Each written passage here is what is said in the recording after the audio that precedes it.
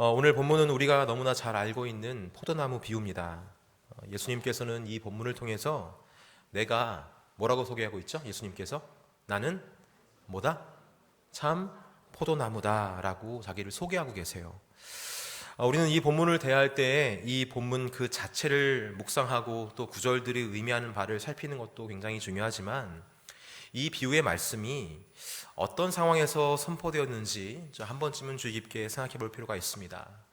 다시 말해서 예수님께서는 왜 자신을 하필이면 감람나무라든가 무화과나무라든가 그걸로 비유하시지 않고 왜 하필이면 포도나무로 비유하셨는지, 그리고 이 비유를 왜 하필이면 예수님께서 돌아가시기 전 제자들에게 말씀하신 것인지 우리는 조금 더 주의 깊게 본문을 대해야 한다란 말입니다. 여러분 눈치채셨는지 모르겠지만 요한복음 15장 1절에서 예수님께서는 자신에 대해서 나는 그냥 포도나무가 아니라 어떤 포도나무라고요? 참 포도나무라고 자기를 소개하고 계세요. 이 말은 예수님은 참 포도나무이시지만, 참된 포도나무이시지만 다른 어떤 존재는 참 포도나무가 아니다라는 점을 내포하고 있다는 것을 볼 수 있습니다. 그렇다면 참 포도나무와 그렇지 않은 포도나무의 차이점은 무엇일까요? 그리고 이 참 포도나무가 아닌 그 다른 포도나무는 누구를 가리키는 것일까? 이런 점을 유추해 볼 수 있는 본문이 있습니다. 바로 구약 성경 이사야서 5장의 말씀인데요. 이사야서 5장 1절에서 7절 말씀을 살펴볼 건데요. 내용을 좀 쉽게 보기 위해서 제가 우리말 성경 버전으로 좀 준비해 봤습니다. 화면 띄워주시면 감사하겠습니다. 우리 함께 이사야서 5장 1절부터 7절까지 말씀 우리말 성경 버전으로 같이 읽겠습니다. 시작. 이제 내가 사랑하는 내 님을 위해 노래하겠다. 이 노래는 그의 포도원에 관한 내 사랑의 노래다. 내 사랑하는 임은 비옥한 산자락의 포도원을 가지고 있었네. 그는 땅을 파고 돌을 골라내고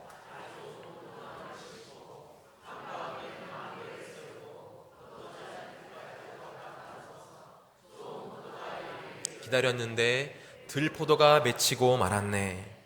예루살렘 주민들아, 유다 사람들아, 이제 나와 내 포도원 사이를 판가름해보라. 내가 내 포도원을 위해 더 어떻게 해야 한단 말이냐? 내가 거기에서 하지 않은 일이 무엇이냐?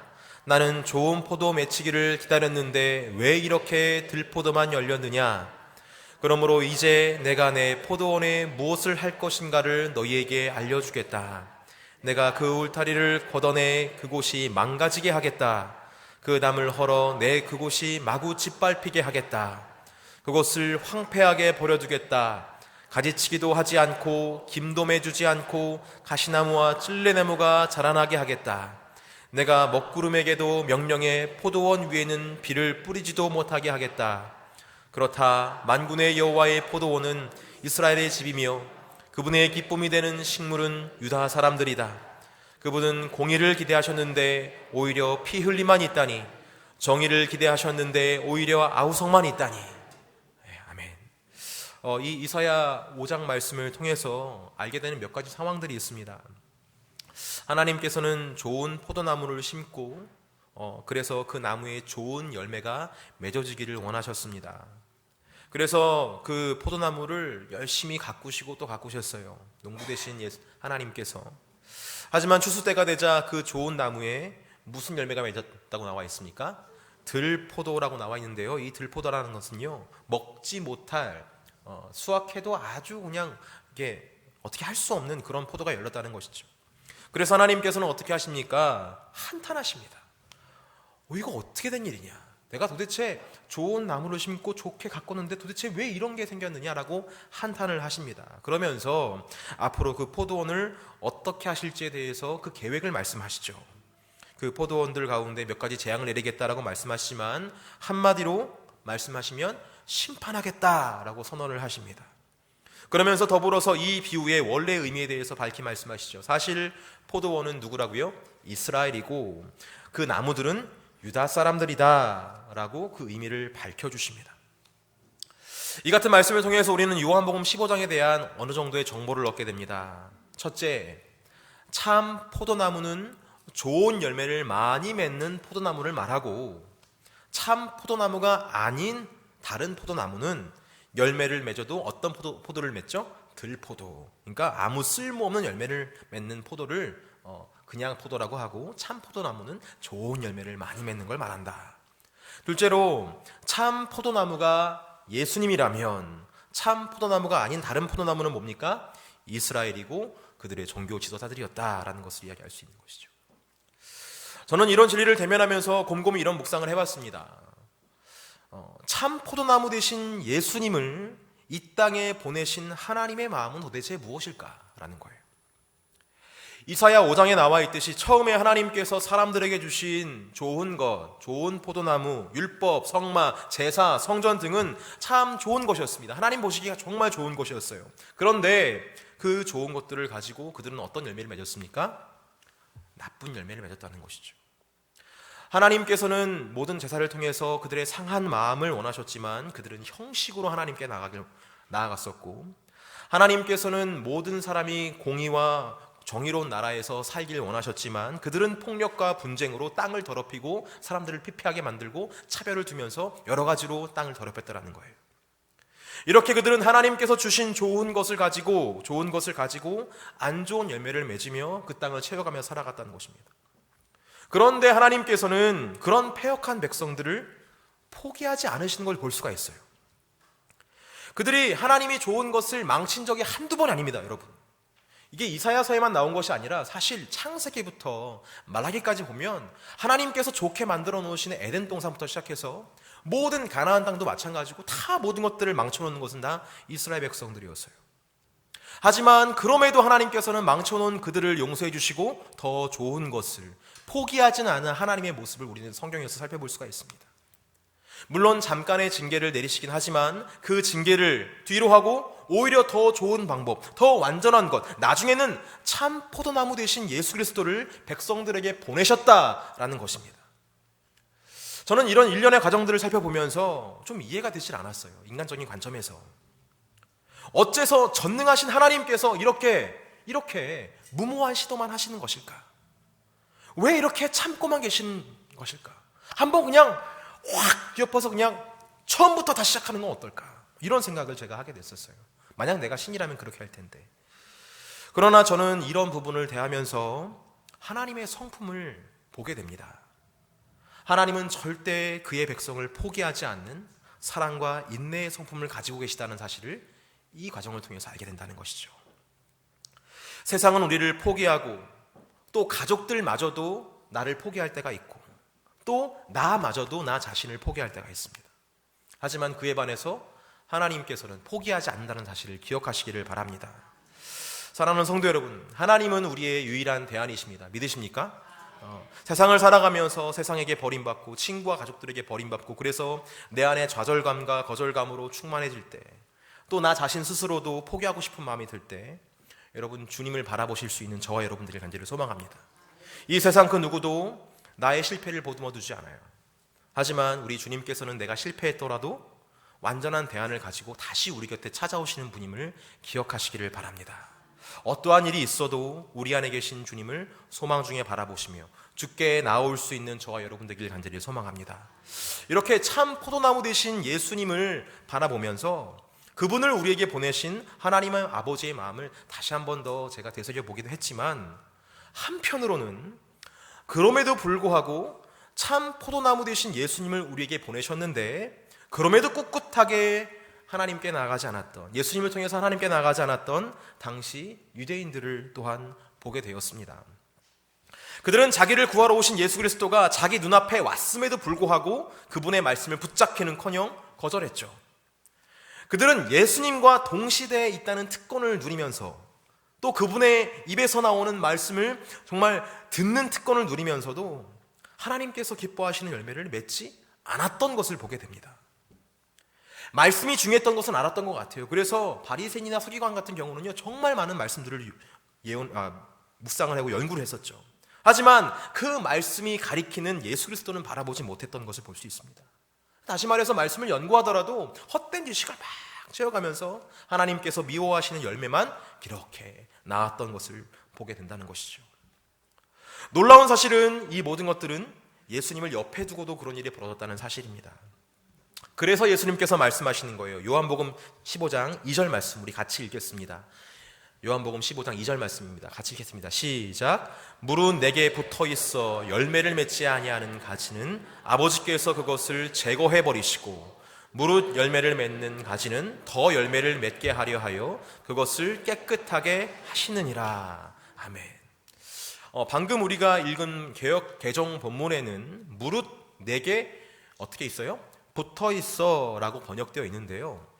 과거 우리들이 봤던 개역 한글 성경에서는요, 붙어 있어 라고 이걸 번역하지 않았습니다. 그냥 붙어 있는 게 아니라 있어 라고 번역을 해놨어요. 그러니까 물은 내게 있어 열매를 맺지 아니하는 이라고 명시해놨습니다. 근데 원어를 제가 보니까요, 이 붙어 있어가 잘못된 번역이더라고요. 붙어 있어에 해당하는 그 원어는 이 본문에서 n이라는 전치사로만 쓰여 있습니다. 그러니까 동사가 없이 전치사만 있는 거예요. 그러니까 붙어 있었던 게 아니라 그냥 그 안에 이렇게 있었던 겁니다. 그 안에서 그냥 아무것도 안 하고 그냥 있었던 거예요.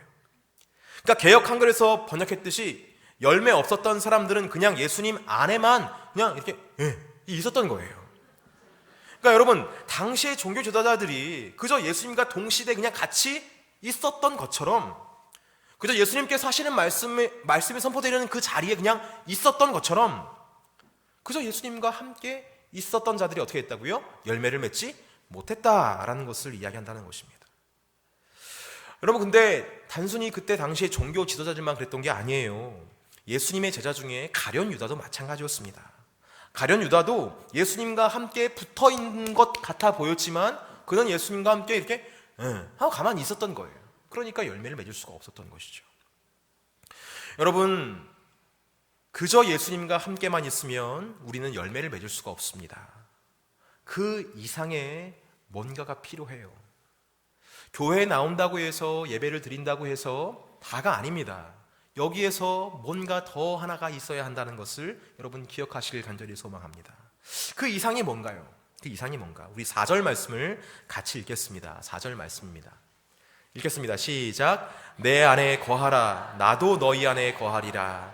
가지가 포도나무에 붙어있지 아니하면 스스로 열매를 맺을 수 없음 같이 너희도 내 안에 있지 아니하면 그러하리라. 자, 4절에 보니까요, 거하라, 내 안에 거하라 라고 말씀하십니다.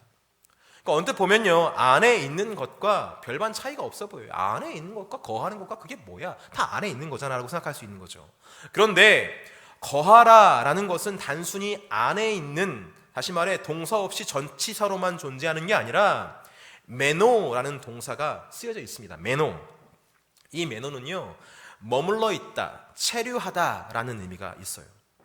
그러니까 안에 있긴 있되 적극적인 의미에서 안에 있으려고 했다, 머물러 있으려고 했다, 체류하려고 했었다라는 것을 이야기한다는 거예요. 내가 예수님 안에 있으면서 적극적으로 예수님 안에 머물러 있으려고 했던 것, 그것이 우리에게 열매를 준다라고 이야기를 하고 있다는 것입니다.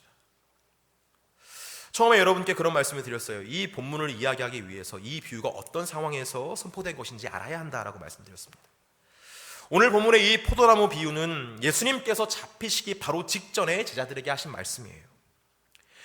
이제 예수님께서 돌아가시고 물론 부활하실 것이지만 부활하시고 하늘로 승천하신 후에 제자들에게 닥칠 큰일이 있었습니다. 그것은 다름 아닌 환난이었고 영적 전투였어요. 그 환난이 어떤 환난이었는지 한번 살펴볼게요. 요한복음 16장 1절에서 2절 말씀입니다.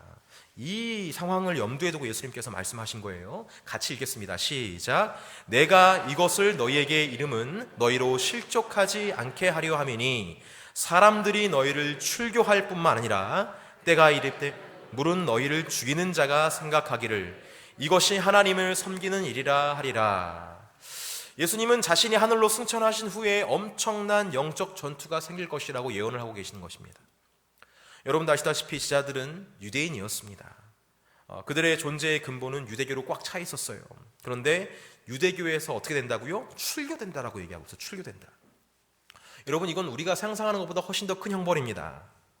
우리가 생각하기에 한 종교에서 출교되는 게 그렇게 대수인가라고 생각할지 모르겠지만 유대인들에게 있어서 출교는 단순히 종교적인 출교가 아니라 사회적으로 출교를 당하는 것과 마찬가지였습니다. 그러니까 이 출교를 당한 사람은 그 즉시 출교를 당한 그때부터 죽은 사람으로 간주를 합니다. 유대인들은. 그래서 사람들과 교류하는 게 허용되지 않아요. 저 사람하고 대화하면 안 된다. 저는 죽은 놈이고 쟤를 만지면, 죽은 사람을 만지면 어떻게 되는 거예요? 부정하게 된다라고 생각하는 거예요. 부정하게 된다. 그래서 이 사람은 물건을 사거나 팔거나 할 수가 없었어요. 뭐 마트 가가지고 뭐 산다? 쟤 출교당한 사람이야. 그럼 못 샀어요. 카드가 있고 돈이 있어도. 그와 같이 식사를 한다? 절대 하지 못합니다. 죽은 사람이니까, 부정한 사람이니까. 여러분, 이렇게 억울한 일을 예수님 때문에 당한다고 생각해 보세요. 예수님 때문에. 이게 바로 출교인데, 예수님 때문에 출교를 당하는 게 이런 건데, 아마 이런 일을 당하면 아pan 깊은 신앙의 어떤 회의감이 들었을 것입니다. 이런 생각을 했을 것 같아요. 정말 나의 신앙이 이렇게까지 유지를 해야 하는 것인가? 이 중심을 유지한다는 것이 내가 꼭 이렇게 해야 되는 것인가? 사실 여러분들 아까 좀 말씀드렸지만 이들이 지금 환난을 당하는 그때는 예수님이 곁에 계신 때예요, 없는 때예요? 영으로는 함께 하시지만 예수님께서는 그 당시에 같이 계시지 않았을 때입니다. 재림을 준비하시러 하늘에 올라간 상태이기 때문에. 그러니까 예수님도 없는데 내가 왜 예수님에 대한 신앙을 지켜야만 하는가에 대해서 끊임없이 고민하면서 아마 굉장히 많은 신세 한탄도 할 것이고 불신도 들었을 것이고, 그래서 이런 모든 상황을 미리 아시고 제자들이 신앙을 지킬 수 있는 토대를 마련하시고 주시고자 예수님께서는 이 포도나무의 비유를 말씀하셨던 것입니다. 이미 유대교는 하나님의 심판을 받았고 참 포도나무인 내 안에 거하면 너희는 심판을 면할 뿐만 아니라 하나님께서 기뻐하시는 열매를 맺을 수 있다. 그러니 끊임없이 내 안에 거하라, 머물러 있으려고 노력해라, 체류하려고 노력해라 라고 예수님께서 말씀하시는 거예요. 저는 제자들이 받을 이 환난의 상황과 그 상황을 뛰어넘게 하시는 이 포도나무의 비유를 묵상하면서 문득 오늘날 성도들이 당면하고 있는 영적 전투에 대해서 한번 생각해 보게 되었습니다. 우리도 이 세상을 살아가면서 신앙이 흔들릴 만한 상황을 경험합니다. 세상에서 출교당하는 것 같은 기분이 들 때가 있잖아요. 내가 세상과 너무 동떨어진 것은 아닌가? 내가 너무 유별나게 신앙생활하는 건 아닌가? 그냥 좀 적당히 해도 되지 않나? 또 세상 사람들이 기독교를 욕하는 것이 너무나 당연하다고 여겨지는 그런 세상 풍토에 살고 있을 때는 그리스도인으로 살아가는 것이 참 버겁습니다. 거추장스럽고, 또 교회 다니는 것, 그렇게 기도하는 것, 이 모든 것들이 비이성적인 것 같고, 그래서 현실과 타협하고 싶을 때가 참 많이 있잖아요. 여러분, 그렇게 우리가 예수님을 벗어나고 싶고 그런 환난 가운데서 그렇게 주저앉아 있으려고 할 때마다 여러분, 우리 이 포도나무 비유를 기억하시기를 바랍니다. 예수님께서는 이 포도나무의 비유를 통해서 말씀하시는 거예요. 지금 너희가 바라보고 너희를 공격하는 이 세상은 이미 심판을 받았다라는 거예요. 심판을 받았다. 이미 끝난 싸움이다. 저들이 저렇게 막 날뛰는 것은 이제 마지막 때에 오는 사인이다라는 거예요. 이사야 5장에 나와 있는 것처럼 이미 세상은 하나님께서 기뻐하시는 열매를 맺을 수가 없기 때문에 그 자체로 심판을 받았다라는 거예요. 그러니까 거기에서 선한 열매가 나타날 것을 기대하지 말고 참 포도나무 대신 포도나무이신 나에게 붙어 있어라라고 말씀하시는 겁니다. 그러면서 하나님께서 기뻐 받으실 만한 열매를 맺으려면 어떻게 되냐? 다시 말해서 참 포도나무에 붙어 있어야 된다는 것을 우리는 기억해야 할 줄 믿습니다. 근데 여기서 여러분, 다시 말씀드리지만 예수님 안에 거하는 것이 단순히 교회에 다니고 성경 보면 되는 게 아닙니다.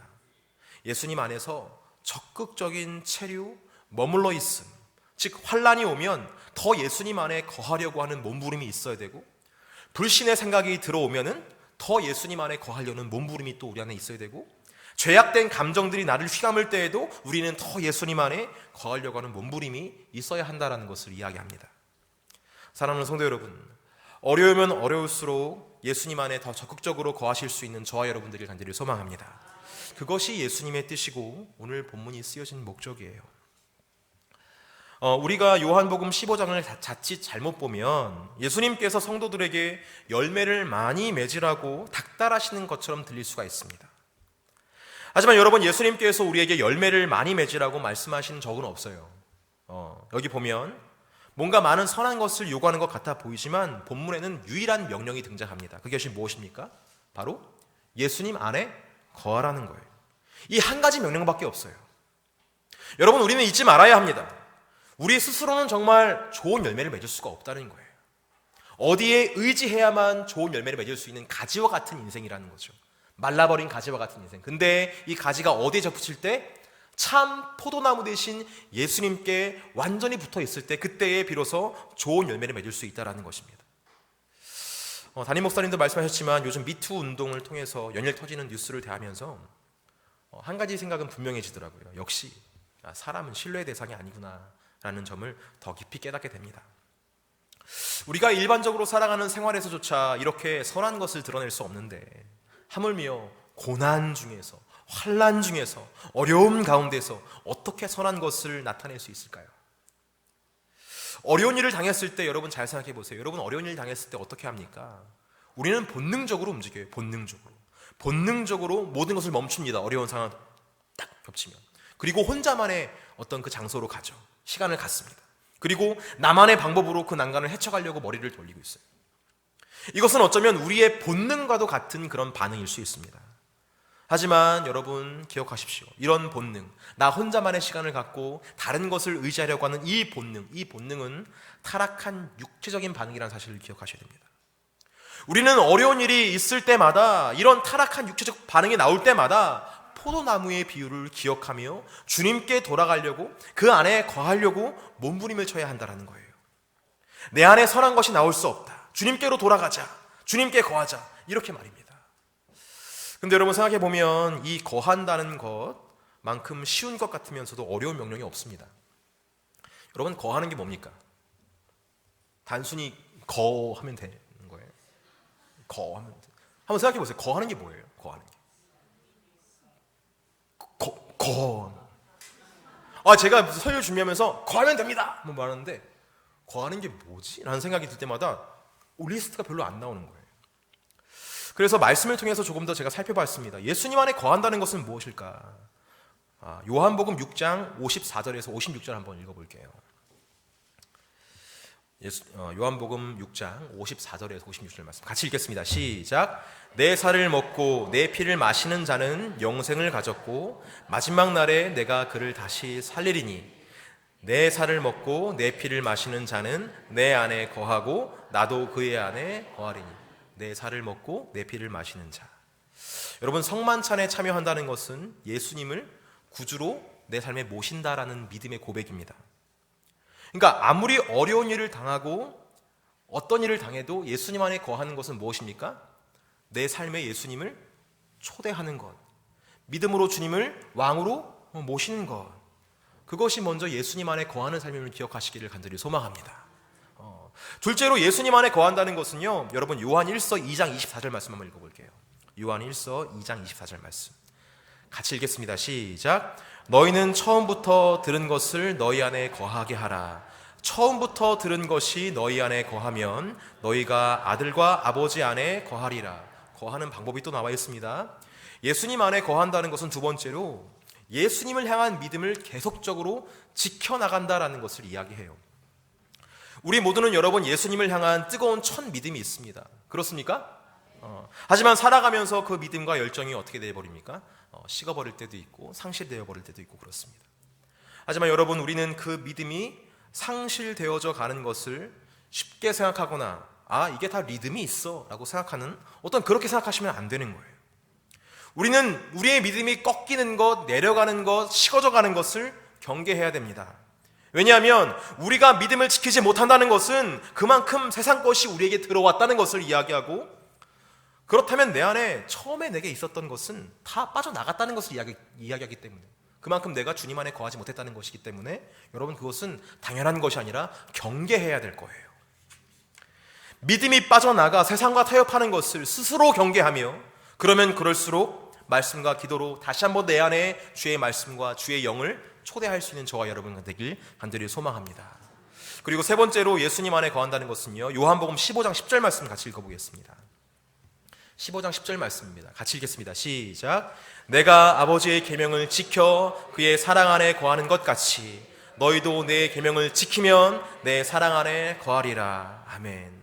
세 번째로 예수님 안에 거한다는 것은요, 예수님 말씀, 즉 예수님께서 말씀하신 그 사랑의 계명을 지키는 것을 이야기합니다. 여러분, 예수님께서 말씀하신 그 사랑의 계명을 지킨다는 것은요, 우리의 발걸음을 예수님께 둔다는 의미와 같습니다. 예수님께서 하신 말씀에 순종하는 것은요, 예수님께서 우리 인생이 그어놓은 기준선 밖으로 나가지 않는 것을 말하는 것이거든요. 하나님의 말씀은 우리 삶의 안전선이고 생명선입니다. 믿으십니까? 예. 우리가 그 선을 넘으면 우리에게는 죽음이 밀려온다라는 그런 두려움을 가지고 우리는 말씀을 대해야 할 것입니다. 예수님 말씀을 신중하게 대하며 그 말씀을 지켜나갈 수 있도록 우리 안에 몸부림이 있어야, 그것이 바로 예수님의 안에 거하려고 하는 우리의 몸부림이라는 것입니다. 근데 여러분, 우리는 선하지 않습니다. 그렇죠? 우리 안에 계속해서 그 말씀을 넘어가려고 하는 그런 교만한 자아가 있어요. 하지만 그것을 주의 십자가 보혈과 성령의 능력으로 죽이며 내 안에 계신 성령께서 그 말씀을 지켜나가게끔 나를 쳐서 복종시킬 수 있는 저와 여러분들을 간절히 소망합니다. 여러분, 예수님 안에 거하는 것은 단순히 거하는 것이 아니라 예수님을 기억하고 내 삶에 어떤 일이 벌어져도 예수님을 내 삶에 초대하는 것을 말합니다. 그래서 그 예수님의 능력으로, 내 안에 계신 예수님으로 말미암아 주님의 뜻과 주의 말씀이 이루어지는 것, 이게 바로 주님께서 말씀하신 내 안에 거하라는 명령입니다. 이렇게 어떤 상황에서도 주님 안에 거하는 삶을 살다 보면 성경은 약속하고 있죠. 우리 안에 뭘 맺게 될 것이다? 열매를 맺게 될 것이다. 열매를 맺되 많이 맺게 될 것이다 라고 말씀하십니다. 예수님 안에 거하면 예수님께서 우리 안에 거하시기 때문에 그런 거예요. 우리가 예수님의 말씀을 듣고 예수님을 믿음으로 반응하고 예수님의 말씀을 우리 안에 새기면 그 동시에 예수님께서 우리 안에 들어오셔서 우리가 열매를 맺을 수 있도록 예수님께서 도와주시는 거예요. 그렇게 예수님께서 기뻐하신 열매를 주님께서 맺게 해주신다는 것을 약속하시는 것입니다. 자, 그렇다면 여러분, 하나님께서 기뻐하시는 열매라는 것은 무엇일까요? 어제 담임 목사님께서 이런 얘기들 잠깐 하셨어요. 사과나무의 열매가 무엇입니까? 사과나무의 열매? 어려운 거 아닌데. 사과. 네. 정답. 네. 포도나무의 열매는 뭔가요? 포도. 자, 그럼 참 포도나무 대신 예수님께 머물러 있으면 열매가 뭐로 맺어져야 돼요? 참 포도이신 예수님, 그렇죠? 예. 우리가 누가 되어야 된다고요? 예수님의 제자가 되어야 한다라는 것을 의미합니다. 이 성경에는 예수님의 그 제자의 성품, 그러니까 예수님의 성품에 대해서 성령의 9가지 열매로 표현한 구절이 나와요. 갈라디아서 5장 22절에서 23절까지 말씀 같이 읽어보겠습니다. 읽겠습니다. 시작. 오직 성령의 열매는 사랑과 희락과 화평과 오래 참음과 자비와 양성과 충성과 온유와 절제니 이 같은 것을 금지할 법이 없느니라. 사랑, 희락, 화평, 인내, 자비, 양성, 충성, 온유, 절제, 9가지 열매. 이 9가지 열매를 예수님 안에 거하게 되면 풍성히 우리가 열매를 맺을 수 있게 된다라고 예수님께서 지금 약속을 하고 계시는 거예요. 여러분 생각해 보세요. 그냥 수학 공식처럼 예수님 안에 거하면 띡 열매를 맺게 된다.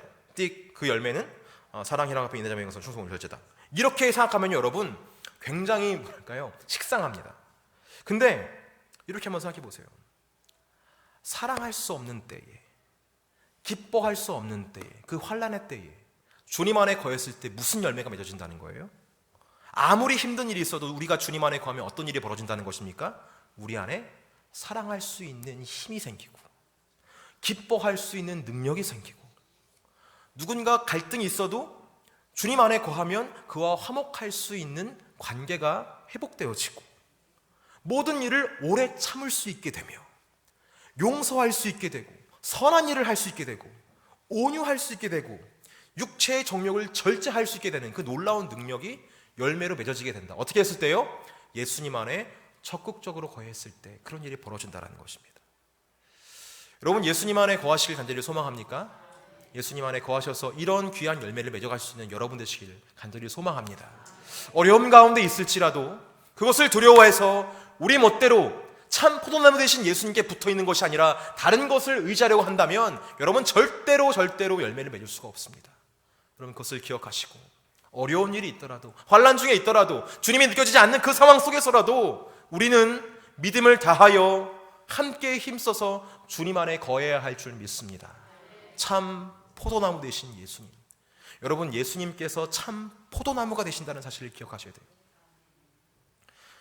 말씀을 넣을까 말까 했다가 지금 이제 제가 말씀을 드리는데, 여러분, 예수님께서는 참 포도나무 되십니다.